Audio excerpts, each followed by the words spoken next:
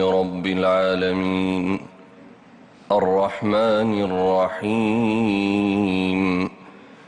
مالك يوم الدين إياك نعبد وإياك نستعين اهدنا الصراط المستقيم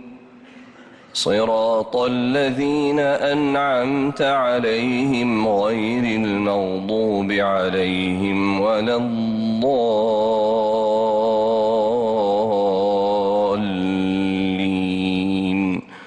آمين.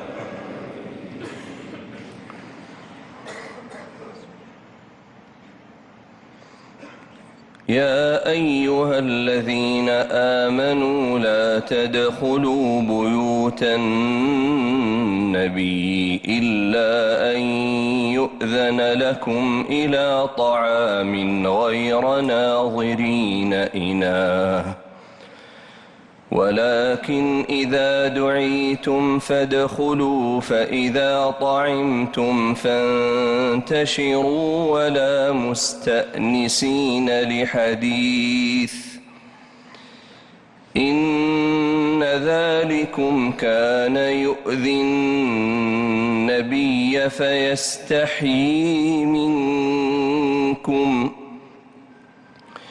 والله لا يستحيي من الحق وإذا سألتموهن متاعا فاسألوهن من وراء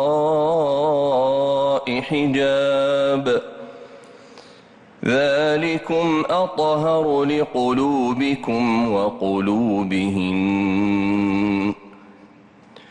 وما كان لكم أن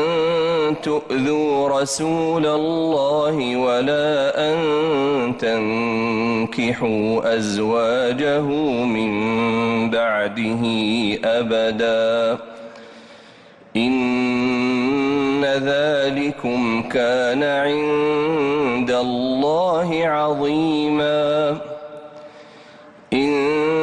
تبدوا شيئا أو تخفوه فإن الله كان بكل شيء عليما لا جناح عليهن في آبائهن ولا أبنائهن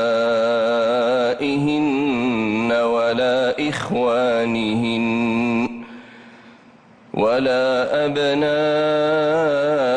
إخوانهن ولا أبناء أخواتهن ولا نسائهن ولا ما ملكت أيمانهن واتقين الله